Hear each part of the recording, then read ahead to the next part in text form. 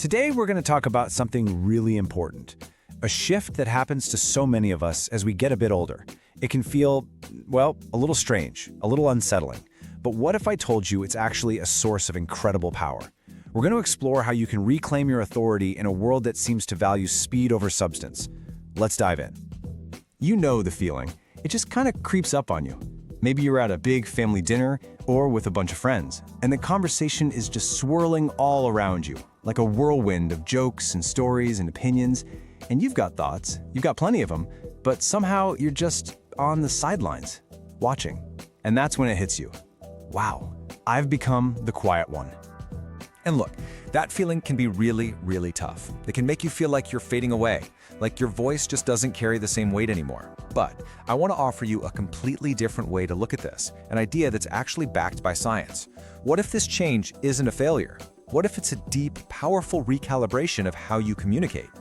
So, over the next 15 minutes or so, we're going to walk through this transformation together. First, we'll talk about that quiet one realization and really validate that feeling. Then, we'll get into the fascinating science behind why your brain is changing. After that, we'll flip the script and uncover the incredible power in your presence. Then, I'll give you a really practical toolkit, something called the Anchor Engagement Protocol. And finally, we'll talk about how you can lead with the sovereignty you've absolutely earned. Okay, so let's start right at the beginning. That moment you notice it. You're in a group, the energy's buzzing, and you just find you have less to say. And yeah, it can feel like emptiness, right? Like you're just not pulling your weight in the conversation. But what's really happening under the hood is a move away from just talking and a move towards, well, towards refinement. Now, this is so important to understand. Your crystallized wisdom, that's the sum of everything you know, your life experience, your deep understanding of how the world works, that is at its absolute peak. You know more right now than you ever have before. The change isn't in your knowledge, it's in your neural retrieval speed, especially when it comes to that kind of fast back and forth chatter. So don't think of your mind as a slowing computer, think of it as a huge, magnificent library. The books aren't gone, they're just being organized better. It takes a second longer to find a thought, not because it's lost, but because you're pulling the perfect volume from a library that's gotten bigger every single year. And this slide, this just nails the shift perfectly.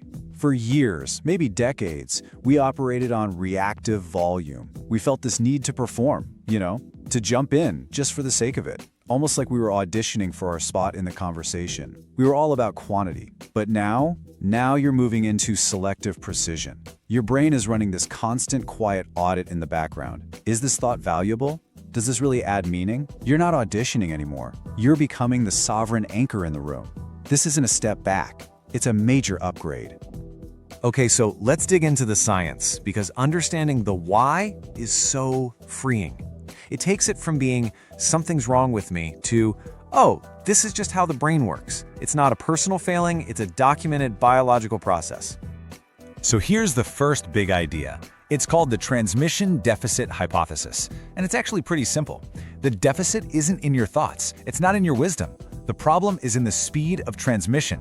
It's like the neural bridge that connects the amazing idea in your head to the actual word on your tongue is just under construction. The idea is there, it's solid. It's just that the delivery for rapid-fire chat is being rerouted. Think of it like a traffic jam on the way out of a brilliant city. The city's fine, the traffic is just a bit slow. Now, let's add the second piece of this puzzle. It's called the Inhibition-Deficit Model. Basically, as we get older, our brains get more sensitive to all the noise around us. It takes more brain power to filter out the background music, the clinking of glasses, the other conversations happening across the table. So while the first idea explains the internal challenge of finding a word, this one explains the external challenge of a noisy world. Your brain is working overtime just to find the signal in all that noise. This is why you can feel that auditory processing task saturation. You're not losing your focus. Your brain is just getting totally overloaded by a world that's too loud while it's trying to do some very deep thinking. And all this science shows up in very real ways, right? First, there's that classic tip of the tongue moment. We've all been there. You know exactly what you want to say, the idea is crystal clear, but the word is just gone. Which leads to the second hurdle, conversational economy. Your brain does a quick calculation and decides, you know what? It's better to just stay quiet than to jump in and then stall out trying to find that word. It's a strategic choice. And finally, there's socioemotional selectivity. Your priorities have just changed. You're not trying to win the debate or climb the social ladder anymore. You're looking for real connection, for emotional depth, not just a high-speed data exchange. And this really gets to the heart of it. The friction you're feeling isn't because you're slow. It's because you're operating on a totally different level. Most conversations are fast and shallow. They're low context. But your mind, with all that crystallized wisdom, automatically goes deep. It tries to provide a deep context solution. You're not just recalling one fact, you're connecting it to a lifetime of experiences and nuances. You're trading the frenzy of the chat for the integrity of the insight. And that's a whole different ballgame. This brings us to the most important part of our talk today, because once you understand the why, you can totally change the how. How you see yourself, how you show up, how you use your newfound quiet. It's all about shifting your mindset from being just another participant to becoming the anchor of the entire conversation. Seriously, this slide is the whole turning point. On the left, that's the old way. Feeling like a bystander, always thinking, how can I jump in? When's my turn? And feeling that little bit of performance anxiety. But look at the right, that's the new reality. That's sovereign presence. You are the sovereign anchor. Your mindset goes from, how can I speak? To when I choose to speak, people are gonna listen. The anxiety just melts away, and it's replaced by this calm confidence of a curated contribution. Your job isn't to fill the silence anymore. It's to break it with something that actually matters. Just let that sink in for a second. It's such a profound truth. The fast, frantic pace of most conversations today, it's designed for exchanging data, for performance, for, just chatter. But wisdom is different. It needs a different tempo. It needs space. It needs reflection. Your change in speed isn't a weakness. It's the sign of a mind that's processing the world with real depth. You're not falling behind. You're just waiting for the right moment to make a real impact. Okay, so we've shifted the mindset. Now, let's get down to brass tacks. How do you actually do this? How do you operate as the sovereign anchor in a real-life conversation? Well, this next part is your toolkit. Think of them as identity defense drills to help you reclaim your authority on your own terms. And here it is, the Anchor Engagement Protocol. It's a set of 5 simple, actionable tools. We're going to go through each one. The interjection prep, the Socratic Pivot, Narrative Hardening, the environmental audit, and the summary statement. These aren't just tricks. They're a whole system for managing your energy and making sure your contributions land with maximum impact. Let's start with 2 you can use literally tonight. First, the interjection prep. So you've got a thought, but you need a second for that neural bridge to get built. Instead of just letting the moment pass, you use a placeholder to claim your spot. Something simple and calm like, that's a great point. I'm just trying to find the right way to put this. It does 2 amazing things. 1, it politely signals you have something to say, and 2, it buys your brain those precious seconds it needs. It's like putting your hand up. Next is maybe my favorite tool of all, the Socratic Pivot. Instead of feeling pressure to tell a big story, you just pivot. You ask one deep, thoughtful question. Like if someone's talking about a new trend, you could ask, that's interesting. What do you think is the real human need that's driving that? Boom. It takes way less effort, it instantly positions you as the one guiding the conversation deeper, and it gives you time to think. It's so simple and so powerful. Now for the long-term strategies. First up, narrative hardening. Think of it like going to the gym for your brain. We all have our key stories, right? Big moments from our lives and careers. Well, practicing telling those stories out loud when you're by yourself actually strengthens the neural pathways. It's like paving a road in your mind. The more you do it, the easier and faster it is to access that story when you need it. Next, the environmental audit.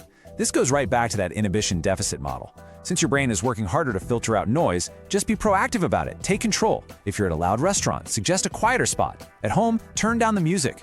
It's not about being picky, it's about managing your cognitive energy so you can actually engage. And finally, the art of the summary statement. This is a game changer. Instead of trying to jump in, you play the long game. You just listen, you absorb, and then when the topic is winding down, you offer one single crystallizing sentence that sums it all up or reframes the whole thing. Trust me, that one sentence will have more authority than 10 minutes of chatter ever could. And that brings us to our final section.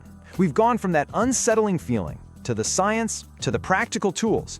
Now it's time to really lock in this new identity. This is about embracing your new role, not as something you have to manage, but as something you get to celebrate. I really want you to hear this. Having less to say isn't a step backward. It is a sign of linguistic maturity. Think about it. When we're younger, we often talk to figure out what we think. We use a lot of words, but you've moved past that stage. You've outgrown the need for conversational clutter. Your silence isn't empty, it's edited. It's a sign that you don't need to talk just to hear yourself think anymore. What a great way to put it. After a whole lifetime of conversations, you have this deep intuitive sense of what actually matters. You can tell the difference between words that are just air, filler, noise, performance, and the words that are iron, the ones with weight, with substance, with real meaning. You are a master at telling the signal from the noise, both in what other people say and, more importantly, in what you choose to say. This is the mantra. This is what you need to remember. Our culture loves the fast talker, right? The person who dominates the conversation. But that is a totally false measure of value. Your worth in any conversation isn't about words per minute. It's about the impact, the resonance, the truth of the one sentence you choose to deliver. Let other people have the frenzy of the chat. You're focused on the integrity of the insight. So I want to leave you with a simple challenge, something you can actually do. In the next 24 hours, I just want you to find one opportunity, a phone call, a chat with a friend, whatever, a moment where you might normally stay quiet. And in that moment, just try one tool, the Socratic Pivot. Don't try to tell a big story, just ask one deep question and just see what happens. See how it feels. See how it anchors the conversation right back to you. Look, at the end of the day, this is all about realizing that your silence is a sign of deep thinking, not an empty mind. It's a source of incredible power. It's time to stop seeing it as a weakness and start using it as your greatest strategic advantage. So audit the silence, anchor your voice in real wisdom, and lead your life with the sovereignty that you have spent a lifetime earning.